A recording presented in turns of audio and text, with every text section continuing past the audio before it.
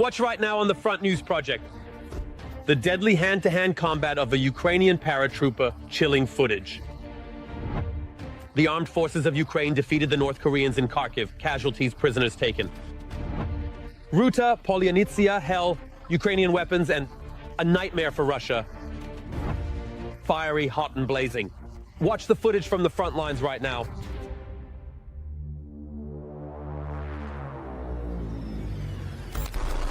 The bloody war continues.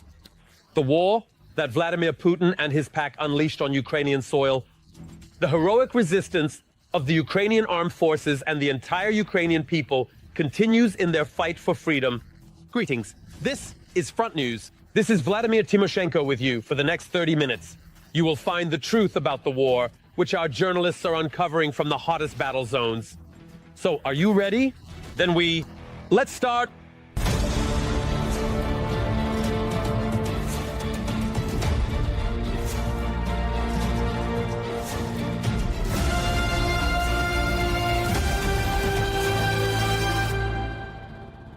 And we start right away with exclusive and very disturbing material. The tragic story of a Ukrainian paratrooper with the call sign Cobra, who wanted to cover and protect his comrades. Just the day before, the name of the Ukrainian warrior who died in hand-to-hand combat with a Russian was revealed. The video of our soldiers' last battle has stirred up social media. In it, Dmitry Maslovsky is trying to overcome the occupier from Yakutia, fighting him until his last breath. What happened off camera? Why did the Ukrainian paratrooper end up alone at the positions? And who was that second person he called for during the fight? TSN special correspondent Yulia Kirienko managed to find answers to all the questions. This video is from the fighter's helmet camera. It captures his journey to a private and shattered stronghold on the front line. He enters the yard and suddenly a burst of gunfire rings out. It seems our fighter is wounded, and then suddenly the enemy appears and a hand-to-hand fight begins. The camera captures the moment when the occupier pulls out a knife, but our warrior wrests it away and tries to strike the enemy. He breaks free and calls for help. Oh my dog! The fight lasted a minute and comes to an end. Unfortunately, it's not in favor of our fighter. Yes, I will leave peacefully. Don't touch me, I'm done.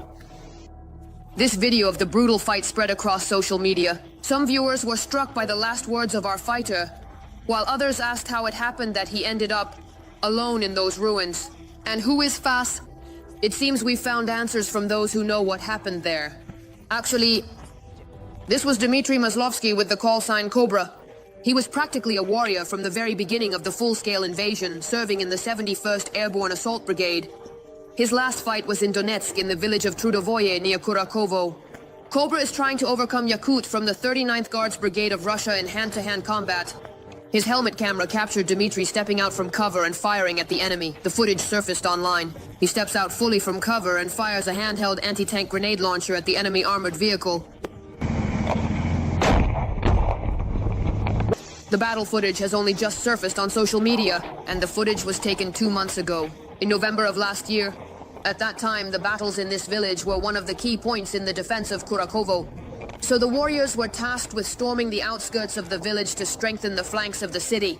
But it wasn't Cobra who went on the assault. They say brothers? The task of Cobra and Kaza. This was an observation post where they covered our rear and monitored the approaches, the movement of equipment, and signaled to us. Our task was to drive up, clear the landing zone, and enter the village. In the battle, the airborne infantrymen eliminated 6 occupiers, but while the assault group of the airborne was defending the landing zone, enemy infantry was approaching. 2 occupiers were riding on motorcycles and passed right by the post where Cobra was standing with his partner Kaza. They managed to eliminate 1 enemy, and then Cobra went to look for another one. There. Cobra told him to hold his position. Cobra gave him the order for Kaz to stop and control the passing area with a specific type of weapon. Because during the time we were clearing the village, a couple of fighters wanted to slip through, and Cobra decided to handle it himself based on his experience. It was an order, hold ground, that needed to be respected. We need to cool down. Cool down. Cobra was from Odeshchina, and that's where he was buried, in the Lyubashevka community. He was 30 years old. On his social media page, he is seen in army uniform back in 2018. Before the war, he served in the JFO. His comrades say he was a heroic fighter, as he always tried to cover his assault troops. The 71st Jaeger unit submitted Dmitry Maslovsky for a medal last year. He was hot-tempered, always bold, sometimes a bit too much. We had to rein him in. He was afraid of no one and nothing. What? Didn't Cobra hear him? Partner. The comrades understand that it was practically impossible. Haas couldn't do it. Managing his sector and Cobra's position, 600 meters. Where Cobra was during the video that's now online, it's about 600 meters. And also keep in mind that 2 other groups are conducting a sweep at the same time. So there was intense gunfire and grenade explosions. So there's some serious cannon fire. So how did this fight end? What happened to Cobra's partner? The position where Haas was last seen was empty and the warrior had not made contact. He was supposed to be reported as missing in action. But they found him during another assault in the basements of the village, heavily wounded. As of now, he is still in the hospital in serious condition.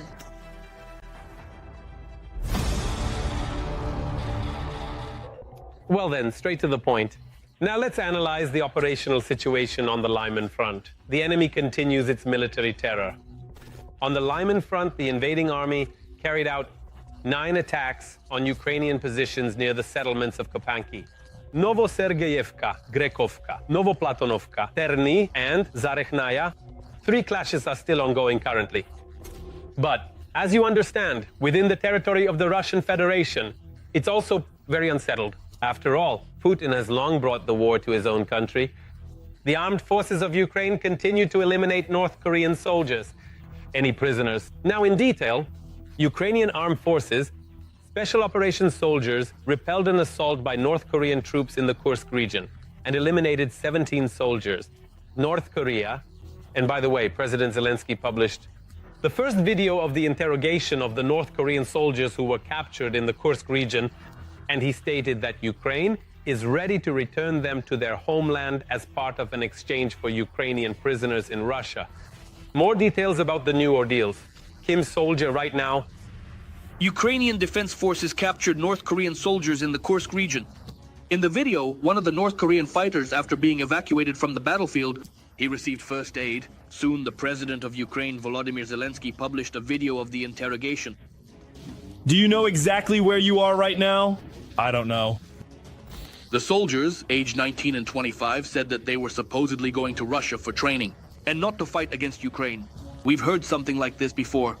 Before that, one of them supposedly served in the North Korean army. One of the prisoners had a Russian military ID in the name of a resident of Tuva, while the other was without any documents. Did you know that you are fighting against Ukraine? I didn't know. What did your commanders tell you when they sent you to war?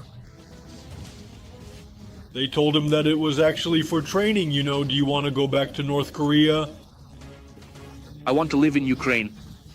Ukrainian defense forces captured soldiers from North Korea, North Korean servicemen who served in the main intelligence directorate, which is the key North Korean military intelligence agency.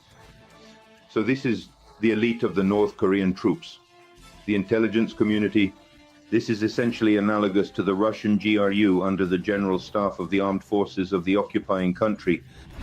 Exchange North Koreans for captives in Russia. His people, if he can organize their exchange for our soldiers who are in captivity in Russia, and he stated that these are not the first and won't be the last North Korean prisoners.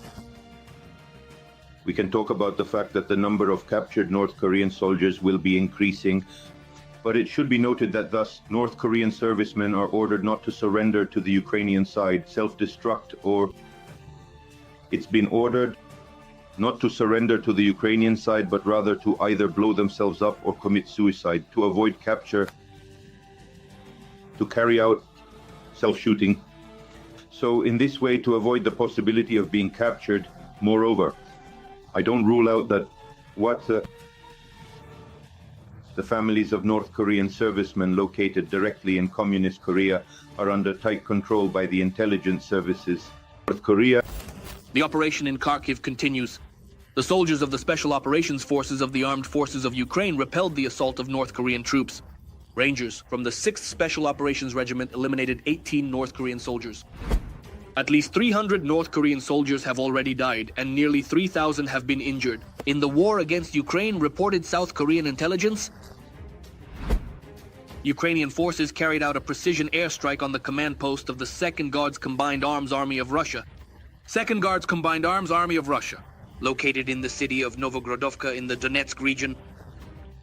The main objectives of these strikes are to weaken the extensive Russian efforts in logistics and operational planning, which accordingly could reduce the rate of tactical success of the Russian army directly on the line of combat contact.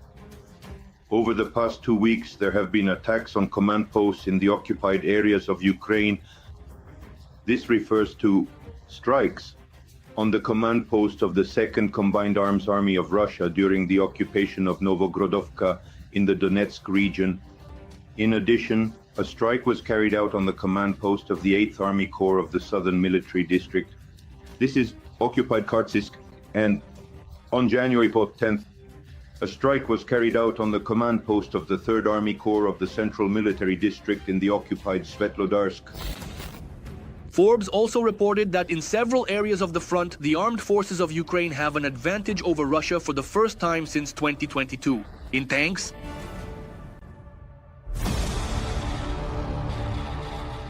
Well, now let's move to the long-suffering Pokrovsk front. Everyone understands perfectly. This is yet another sacred goal for Putin and his pack. Accordingly, the situation here is heated to the limit. On the Pokrovsk front, since the beginning of the day, the occupiers have made 31, an attempt to push our defenders from their positions in the areas of the settlements of Vodian II, Greenfield, Yelizavetovka, Mirolyubivka, Luch, Lesovka, Novi Trud, Pokrovsk, Shevchenko, Zaverevo, Kotlina, Uspenovka, Pavlovka, Andreevka, Kurakovo, Dakhnoye, and Yantarnoye. The defense forces are holding back the onslaught and have repelled 30 enemy attacks. One clash is still ongoing, currently. Well, in Pokrovsk itself, they are suspending the operation of the mine. The situation in the city is getting worse as the enemy is attacking from two sides, trying to encircle the city. One of the obvious tasks that the occupiers set for themselves is to cut off the access routes to the city. The TSN filming crew finally made it to Pokrovsk to see the places that have become significant over more than 10 years. The confrontations in the Russian-Ukrainian war. But the main thing is how people are trying to survive there. TSN correspondent Natalia Nagorna will tell us more about this. In Pokrovsk, we can stay for no more than an hour. The soldiers of the 109th Brigade. We took a TRO from our rep brothers to come here and see the city again that the enemy is trying to capture. War is always hard, but right now there aren't enough people. Our driver, Elshat, an Azerbaijani who lived in Kharkiv, put on his uniform almost 3 years ago, went to war, and is trying to speak Ukrainian. Before the full-scale war, I spoke Russian and didn't think about it. Right now in the army, not just because of the army, but because of the war. Overall, it's necessary to learn the language. I'm not doing very well, but I'm trying. About the defense of Pokrovsk, which the Russians have been trying to take for more than 6 months now, he says they are holding on. The brigades are holding the defense. There are a few of them, not enough people, not enough equipment. We're holding on. We're entering the city not the usual way, and through the back alleys to that part, which is conditionally further from the front lines. We're in Pokrovsk, all the windows are shattered. We came due to thick fog. We're trying to take in Pokrovsk. That there is thick fog. We're trying to take in Pokrovsk while it's still intact, not destroyed. We can still show how charming this little Donetsk town is. Our former hotel. We can still show how charming this little Donetsk town is. Oh, there's our former hotel. There are many places here that I can mention. Ours, our hotel, since we used to stay here often when we were on business trips. Our supermarket. We were just buying groceries here not long ago. But now they are either closed or completely destroyed. I used to get my nails done here. Vitaly is with us in the car, he's a local. We used to go to school to kindergarten. But now we had to evacuate the family. Everyone has left. He's looking for apartments and houses to call his friends later and tell them if their homes are still intact. To see his own house. Is your house destroyed? And of course, to see his own house. Is your house destroyed? Oh. Still intact.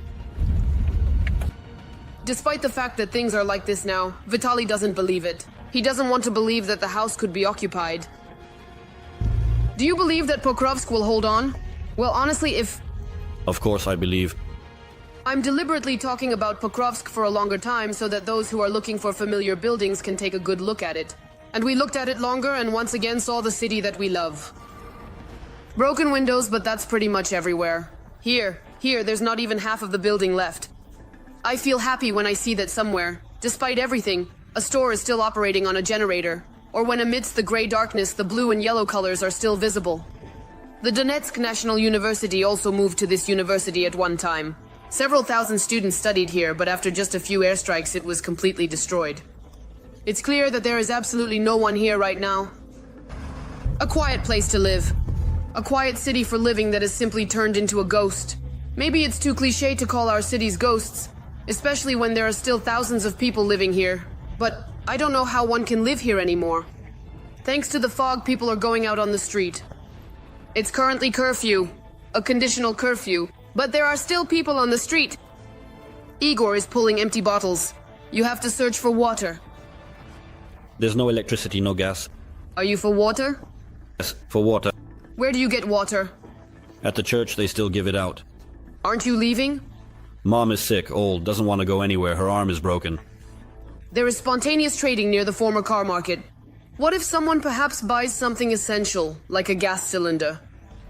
I came to charge the light bulbs. Electricity. There's no electricity at home. We've had no electricity since September 3rd. We arrive here, there's a generator in the store, and we're already charging light bulbs, phones, and power banks, so that we have something to light up with. At least I could call the kids somehow. That's how we live. Like dogs. Hungry, abandoned dogs are here and honestly everywhere.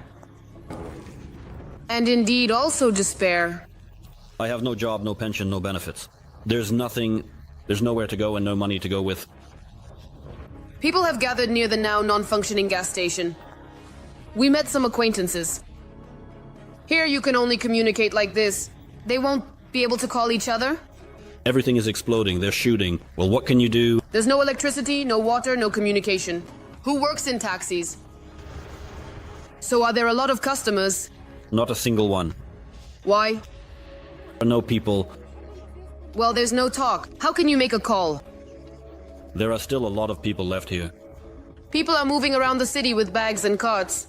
Buses still come here, but the minibuses haven't been running for a long time. We're going home. My husband is at the beaches. Where am I going? Go. Every time we leave this city, we promise ourselves that we will definitely come back someday. For now, we are coming back. Well, now let's analyze the operational situation on the Novopavlivka and Orikhiv fronts. The enemy is getting more aggressive here. On the Novopavlivka front, the invaders attacked 10 times near Constantinople, Velika Novosilka, and Vremivka. 3 attacks by the occupiers have already been repelled. The fighting continues. The enemy also bombed Novopil and Constantinople. On the Orikhiv front, the occupying forces launched one assault on our troops' positions near Novodanilivka. A battered, tormented land, drones flying around, burnt equipment, and bodies that cannot be retrieved. The film crew of TSN correspondent Natalia Nagornaya, together with the military, observed the enemy being worked on and witnessed how soldiers of the 65th Brigade took a prisoner. They are searching for every occupier and unfortunately losing their drones. Watch the footage about one day in the life of aerial reconnaissance teams at the front. It's not even 5 in the morning yet, and we're racing in a Hummer. In complete darkness, closer to the front line, somewhere down here underground, there's a locked bunker. Why are you closing the house? So that no one takes anything out. Good day to this house. Here we are visiting the pilots, Kuba and Bagheera. This cozy bunker will be our home for the next 12 hours. And for us too. Outside the bunker, it's complete darkness, dangerous darkness. This territory was repelled from the enemy during the Zaporizhia counteroffensive. Not far from the working area, a couple of kilometers away. Our pilots fly during the day, so we wait. It's foggy, now, challenging for drone operators, yet safest for these positions. We must stay vigilant as the enemy may exploit the fog. It's foggy right now. On the one hand, this is the worst weather for a drone operator to operate, but on the other hand, these are also the safest times for these positions. You hear that? Even cars are driving by, even though it's usually not common to drive here during the day for safety reasons. In general, the pilots of the 65th Taust Brigade have to take risks and send the Mavic drones on reconnaissance missions. Is this the second one here today? The pilot lost the Mavic because of the humidity, the fog, and the engines just overheated, causing it to crash. Everything is wet, dripping, fog lingering. There's fog there, yeah, you can't see anything at all. I went outside. As soon as the fog clears a bit, it gets really loud. Nearby occupiers' kamikaze drones are buzzing. There's also a flying drone buzzing around here. You can hear the artillery exit. In the bunker, the doors slam from the shockwaves. Kuba says that it gets even more fun here in the evening.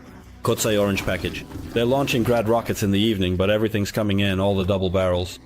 Heavy artillery, as they say, is doing its job.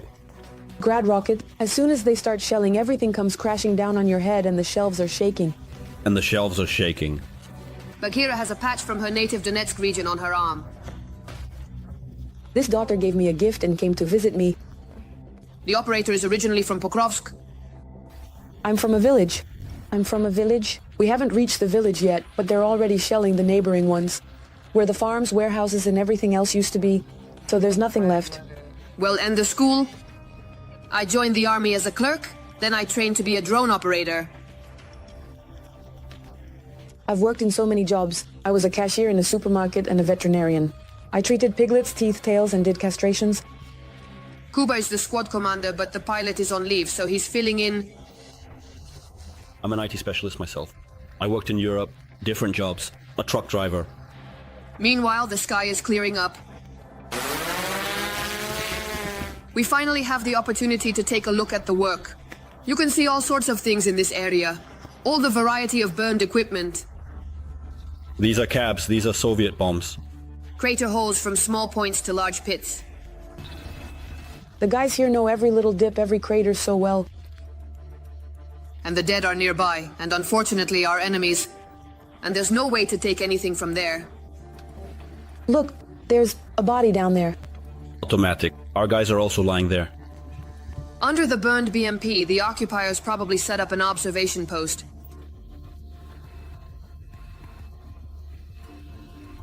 We watch the war, but we talk about peace.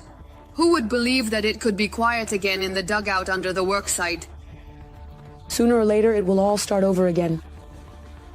But there might be some period when it gets quieter. Well, it's quiet for a while. Would you return to live in your hometown near Pokrovsk? No. Why? Ruins. How many years will it take to rebuild? I haven't even decided what I want to do in civilian life yet. Do you want to go back to civilian life? Well, of course I do. The drone footage is becoming dynamic. Suddenly, we're live watching how the soldiers of the 65th Brigade are capturing a prisoner. He was not processing complaints, but this often happens, that they are surrendering. We planned a trip. An FPV drone blew up. Our driver was brave. Right in front of the vehicle that is taking us out, an FPV drone exploded. Our driver, once again that day, did his dangerous job. Dropping off packages for the fighters who are staying here. As we gather from the positions of the exhausted fighters. Broken buildings, destroyed villages, and towns that have become the frontline rush by outside our windows. And now it's time to move to the Lyman and northern direction of the front. Russian world. And here it continues to destroy, kill, and maim. In the Lyman direction, the invading army launched 9 attacks on Ukrainian positions near the settlements of Kopanki, Novosergeyevka, Grekovka, Novoplatonovka, Terny, and Zarekhnaya. 3 clashes are still ongoing. In the northern direction, the defense forces repelled 3 attacks from the Russian invaders. 1 clash is currently ongoing at the moment. The enemy also attacked our defensive positions near Verkhnokamenski and Ivan Daryevka. Under enemy airstrikes, North was hit. As you have already seen today, the armed forces of Ukraine skillfully and precisely strike military targets on the territory of the Russian Federation. And this is just the beginning. The rocket drone is called Pekla. Another development, a drone missile with the beautiful name Ruta. Well, of course, it's the Polonitsia. In the near future, this Ukrainian weapon will definitely become a nightmare for the Russian army. When exactly? Will this happen, and what other surprises are in store? Are the armed forces of Ukraine preparing for the Kremlin terrorists? At the beginning of December 2024, the President of Ukraine, together with the head of the Ministry of Industrial Policy, will present the drone missile Peklo. There isn't too much open information, but the main thing is successful combat applications. The Ukrainian development has already been completed, assures the Supreme Commander, and the fighters at the front have supposedly received dozens of such units. Defeats. From the specifications, it's known that Peklo flies at a distance of 700 kilometers and has the same speed per hour.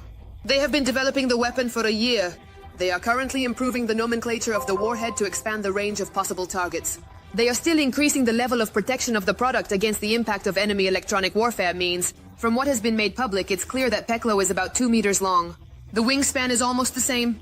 On the upper part of the fuselage, there's a structure that looks like a mount, which could mean that the drone missile is launched not from the ground, but from frontline bombers or fighters.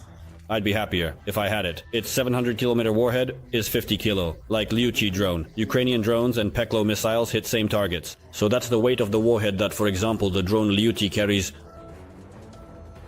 The targets that are hit by Ukrainian long-range drones will also be struck by these Peklo-class missiles. But it's more effective. To shoot down a flying object at a speed of 700 kilometers with a machine gun, well, that's even more than just military luck. Another development is a drone missile with a beautiful name Ruta. Like the previous one, there's practically no information. As of today, the only known weapon with the name Ruta is from Destinius. In terms of specifications, its range is 300 kilometers, which classifies it as a medium-range strategic drone. Such a range allows the drone missile to be used for both deep reconnaissance and high-precision targeting of objectives at a significant distance. At the same time, using it as a target for training also indicates the modularity of the design, which can be adapted to different needs. It is presumed that the Ruta is equipped with a small jet engine and is launched using a special rocket booster. It has wings for flight stability, a warhead for hitting targets, and modern electronics for control. The main advantage is low cost and high efficiency, the developers assure us. We need to build strategic deterrent forces. Deterrent forces that will create conditions when Russia or the axis of evil, meaning if we talk about Russia, North Korea, Iran or China lurking somewhere in the shadows, can resort to new aggression against Ukraine at any moment. Even if the current stage of the war is frozen. The drone missile is less known. Developed by Ukrainian engineers and has supposedly already been tested by the military. It is similar to Peklo. It was created to hit important targets at a distance of up to 700 kilometers. It can carry up to 30 kilograms of explosives. It is launched from a ground platform. It has a turbojet engine that provides high speed. It also has a low production cost, allowing it to be launched in large quantities. According to industry specialists, Ukraine has the capability to build hundreds of missiles each year. But to produce modern missiles, we need materials that we don't have. The war and dependence on the import of certain components can slow down this process, so the concept may remain on paper. In other countries where this can be sourced, the competition for procurement will not only be with our enemy, but also with our partners, who will try to produce as much product as possible right now. Although more than us, not many will do this. Because we have a furnace, we have a testing ground, unfortunately, and that's why a lot of various equipment is burned here, including what is supplied from Western countries. So there will be problems with procurement, which will be serious for scaling up production. But despite everything, Ukraine continues to prove that it is capable not only of resisting, but also of creating high-tech weapons to defend its sovereignty. We just need to scale up so we don't depend on our partners and their whims. And most importantly, no one will stop us from hitting deep exactly where we need to.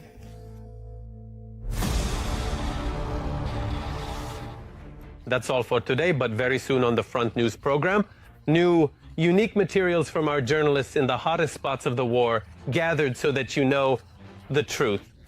You were with Vladimir Timoshenko. Take care of yourself and your loved ones.